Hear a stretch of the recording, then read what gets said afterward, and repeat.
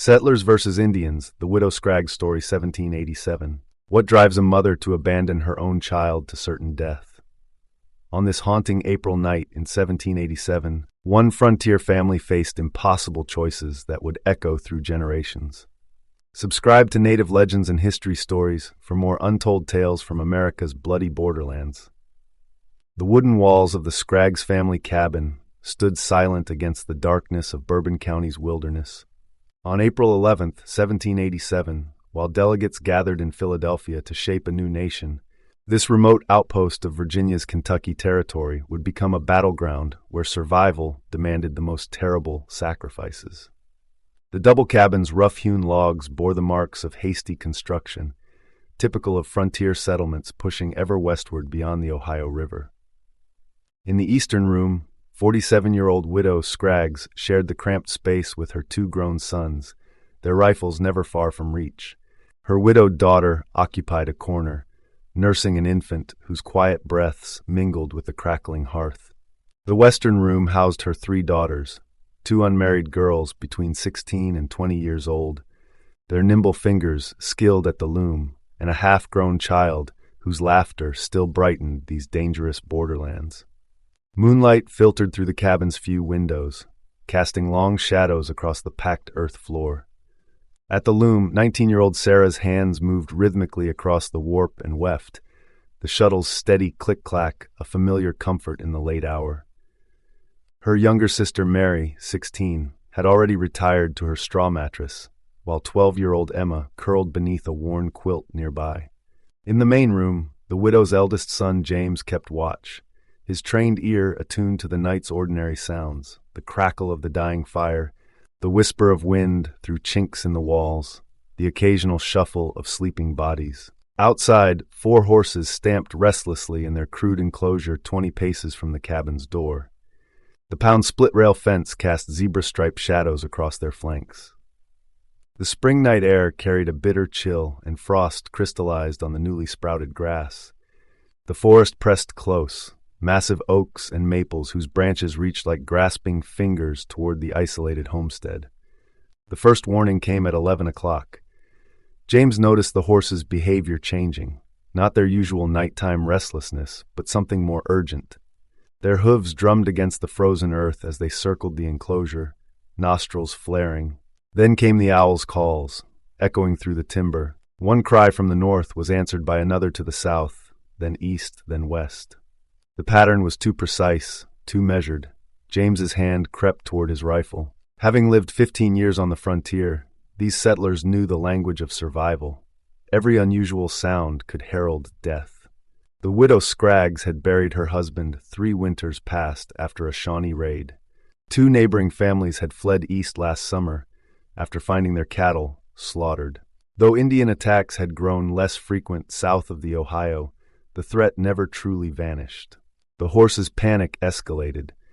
Their terrified whinnies pierced the night as they crashed against the fence rails. James rose from his chair by the fire, muscles tense. A new sound reached his ears, soft footfalls in the packed earth outside, almost imperceptible beneath the horses' commotion. Then came the knock. "Hello, the house," a voice called in careful English. "Travelers seeking shelter." James stepped toward the heavy oak door, fingers reaching for the bar.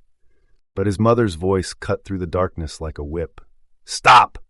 The widow was already out of bed, her feet hitting the floor with practiced silence. 20 years of frontier life had honed her instincts. In the stranger's too careful pronunciation, she heard death knocking. "Indians," she hissed, already moving to wake her younger son Thomas. "Get your brother guns now." The young men needed no further urging. They'd drilled for this since childhood. 2 long rifles came smoothly off their pegs, already loaded and primed.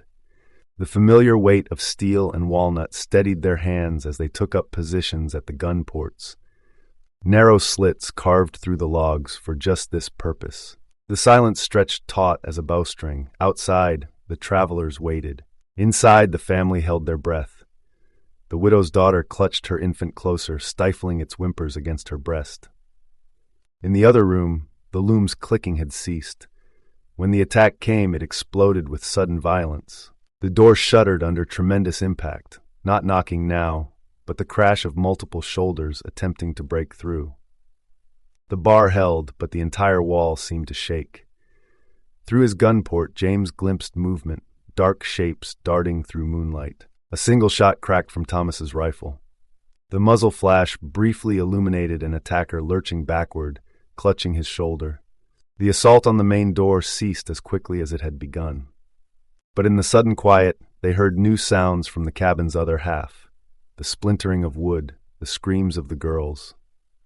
The brothers swung their rifles toward the partition wall, but the angle was impossible. The Indians had found the cabin's weak point. Rail after rail from the horse pound crashed against the western room's door. The crude iron hinges groaned, warped, and finally gave way with a shriek of tortured metal. Sarah, still at her loom, snatched up her weaving knife as shadows poured through the shattered doorway. The blade caught moonlight as she slashed desperately at the first warrior to reach her. Blood sprayed across her white nightdress as the knife found its mark in his throat. But even as he fell, the tomahawk in his hand completed its arc. Mary and Emma's screams pierced the night as more warriors seized them. The little girl broke free in the chaos, darting past grasping hands and into the yard. But instead of fleeing into the darkness that might have saved her, blind terror drove her in circles around the cabin. "Help! Help!" Her shrill voice rose above the chaos. "They're killing my sisters!" In the main room, James and Thomas surged toward the door, rifles forgotten in their desperate need to reach their little sister. But their mother moved faster. Her body slammed against the door, blocking their path. In her eyes, they saw the terrible calculation of survival. "No," her voice carried the weight of command. "The child is lost. Go out there and we all die for nothing." As if to punctuate her words, Emma's screams reached a terrifying crescendo, then broke off into a wet gurgle. The silence that followed was worse than any sound they'd heard that night. The acrid smell of burning pine filled the night air as flames erupted from the cabin's western wing. Orange tongues licked up the log walls where the three daughters had lived just moments before. Triumphant war cries echoed through the clearing as 8 warriors danced in the firelight, their shadows grotesquely elongated against the burning structure. The heat pressed against the surviving family members' faces as smoke began seeping through the ceiling joints into their room.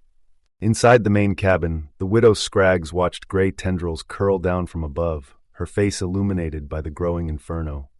The temperature rose steadily as the fire spread across the shared roof. Sweat beaded on their foreheads while they huddled in the rapidly shrinking safe space. The infant's cries grew more insistent as smoke filled its lungs.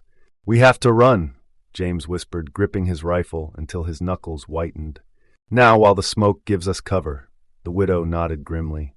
They had perhaps 2 minutes before the entire structure would become their tomb. Through gaps in the walls, they could see Indians positioning themselves around the cabin's perimeter, 15 paces apart, waiting for their prey to emerge. No words were needed for the plan.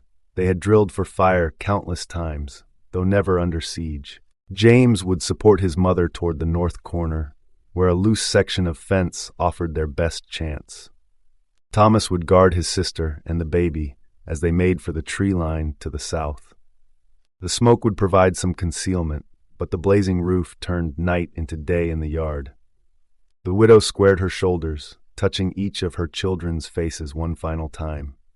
Her weathered hands lingered on the baby's downy head. Then she nodded. James threw the bar from the door. The rusted hinges screamed as they burst into the yard. The widow ran with surprising speed for her 47 years, her son close behind. They reached the fence as the first shots cracked through the night. James boosted his mother toward the stile, his muscles straining. For one heartbeat, it seemed they might make it. The volley caught her as she crested the rail. 3 musket balls struck her chest in a tight pattern. The widow's body jerked once, then folded quietly into the frost-covered grass. James had no time to mourn. Pure instinct sent him vaulting the fence in a singular fluid motion as bullets whined past his ears. His feet found purchase in the frozen earth, and he was running, zigzagging between the massive oaks that might offer protection. On the cabin's far side, Thomas fired rapidly, covering his sister's dash toward the forest. The baby's cries pierced the chaos as they sprinted through patches of moonlight. They made it 30 yards before the warriors reached them. Thomas's rifle boomed once more, dropping the closest pursuer before they closed the distance. The young man's rifle became a club as 5 warriors surrounded him. The weapon's solid walnut stock shattered the first warrior's jaw in an explosion of blood and teeth. A second swing caught another in the temple with a sickening crack. But there were too many. Thomas positioned himself between the attackers and his sister, buying precious seconds with his life. "Run!" he screamed, just before a tomahawk caught him in the shoulder, nearly severing his arm. Still he fought, even as blows rained down. His sister's footsteps faded into the darkness, as his world narrowed to the desperate dance of survival. When the end came, it was quick, a final strike that split his skull to the teeth. Dawn painted the eastern sky in watercolor shades of pink and gold, as Colonel Edwards led 30 mounted men into the smoking ruins. The cabin's remains still smoldered, sending thin tendrils of smoke spiraling into the crisp morning air.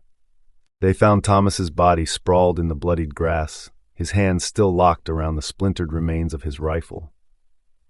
The widow lay as she had fallen, her face peaceful despite the violence of her end. Of the 8 family members who had begun that terrible night, only 3 had survived, James and his sister with her infant. But the tragedy wasn't finished unfolding. As they followed the clearly visible trail left by the retreating war party, the signs told a story of desperate flight. Broken branches, trampled grass, and occasionally, dark spots of blood in the fresh snow marked their passage. The trail led east into the mountains, where ancient limestone ridges rose like giants' teeth against the morning sky. The war party moved fast, but encumbered by their prisoner, the second eldest daughter they had taken.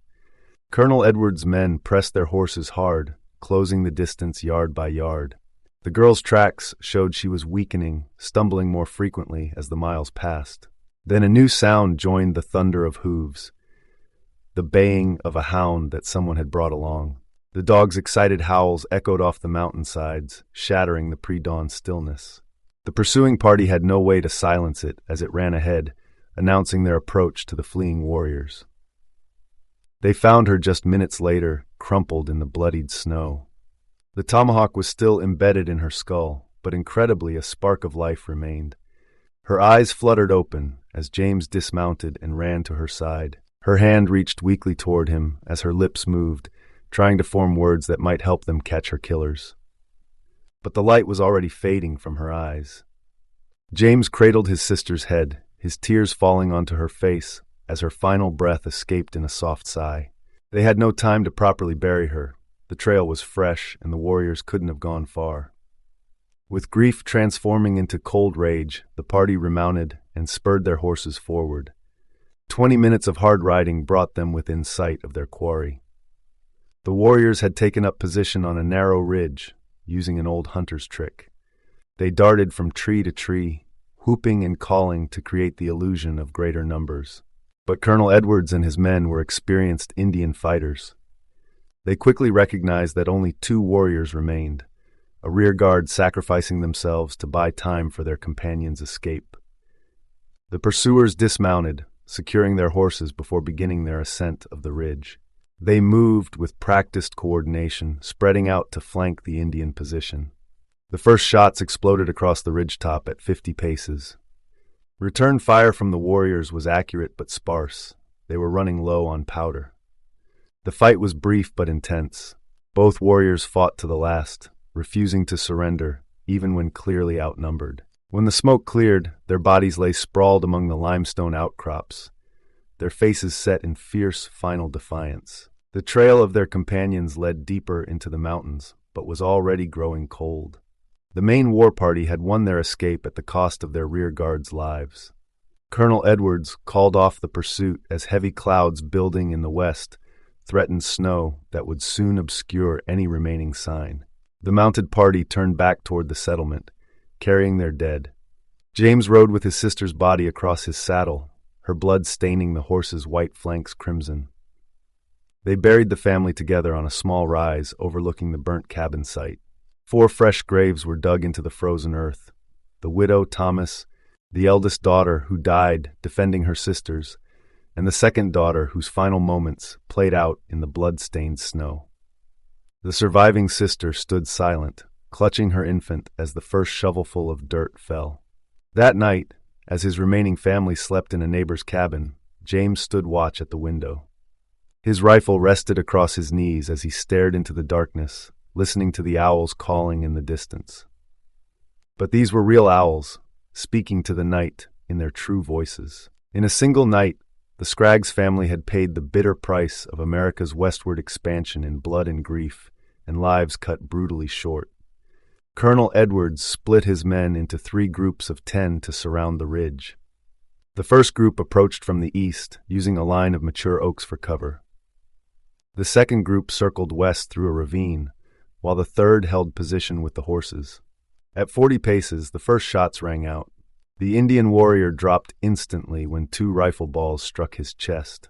His companion returned fire from behind a limestone outcropping, the musket ball splintering bark inches from Private Johnson's head. Blood already stained the warrior's wool blanket dark red where a previous shot had caught him in the side. Despite his wound, the warrior's movements showed years of combat experience. He fired and relocated with practiced precision, never presenting a clear target for more than a second. His shots forced the pursuers to waste precious minutes finding new cover. Each careful shot from his rifle found its mark within inches of the soldiers, pinning them down while using minimal ammunition. The pursuit stretched over 4 miles of broken ground. The warrior led them through a series of switchbacks, doubling back multiple times to confuse his trail. He took advantage of every piece of cover, massive boulders, fallen logs, deep ravines. The snow recorded his path in drops of blood, growing larger and more frequent as the chase continued. Private Williams caught a glimpse of him moving between rocks at 60 yards. His shot caught the warrior's leg, producing a fresh spray of blood across the snow. Still the wounded man pressed on, though his pace had slowed considerably. The blood trail showed where he had stopped to bind his wounds with strips torn from his blanket. 2 hours into the pursuit, the warrior's tactical skill became clear. He had drawn the soldiers miles off his companion's escape route, up into terrain where horses struggled to follow. Each time the pursuers thought they had him cornered, he found another path through the rocks. His knowledge of the landscape proved superior to their greater numbers. The chase led them higher into the mountains, where patches of old snow lingered in shadowed hollows. The warrior's blood marked his failing strength. Places where he had stumbled or braced himself against trees were clearly visible. Yet each time they closed within 50 yards, he managed another burst of speed. At midday, they tracked him to a swift stream cutting through a narrow valley. The water ran 3 feet deep over smooth rocks, fed by mountain snowmelt. The warrior's tracks led directly into the icy current. For 30 minutes, groups searched both banks a half-mile upstream and down, but found no sign of emergence. Colonel Edwards ordered a wider search. 20 men spread out in pairs, checking every cave and hollow within 500 yards of the stream. They found nothing. No tracks, no blood trails, no broken branches. The warrior had vanished completely. Dark clouds building over the western peaks forced a decision. Already snowflakes were beginning to fall, the first few flutters quickly becoming a steady curtain of white. Within an hour, any remaining signs would be completely obscured. Colonel Edwards called off the search as darkness approached. The next morning revealed a transformed landscape. 6 inches of fresh snow buried every trace of the previous day's pursuit. The wounded warrior's ultimate fate remained a mystery that the wilderness would keep. His tactical retreat had successfully scattered the pursuit force and delayed them long enough for the main war party to make good their escape. The remains of the first warrior were buried where he fell, his weapons and possessions left intact in recognition of his courage. The pursuing party gathered their horses and began the long ride back to the settlement. In their saddlebags, they carried confirmation that frontiersmen weren't the only ones willing to die protecting their people. Back in Bourbon County, the attack's impact spread quickly through the scattered homesteads. Within a week, 12 families had improved their defenses. They reinforced cabin walls with extra thickness, added firing ports at strategic points, and constructed stronger door bars. 3 families who had been considering settling further west changed their plans, choosing instead to build closer to established communities. The Scraggs cabin site stood as a grim reminder. 5 fresh graves marked the family's loss. The widow Thomas, the eldest daughter who died fighting, the second daughter killed in the snow, and the little girl who ran screaming into the night. James and his surviving sister rebuilt on a new site 2 miles closer to the main settlement, this time with the help of 15 neighbors who spent 4 days raising thick walls and a defensible roof. Hunting parties over the next month found no sign of the war party's main group. They had vanished into the vast territory north of the Ohio River, leaving only questions about their origin and motivation. Some speculated they were Shawnee, others thought they recognized Ottawa war paint and weapons. The truth disappeared with them into the wilderness. The story spread through the Kentucky Territory over the following years. Each telling emphasized different aspects: the widow's terrible choice to abandon her youngest, the eldest daughter's fierce resistance with her weaving knife, Thomas's last stand buying time for his sister's escape. Families used the account to teach their children the price of carelessness on the frontier. In Bourbon County itself, the attack's memory remained fresh for decades. New settlers arriving in the area heard the story within days of choosing their home sites.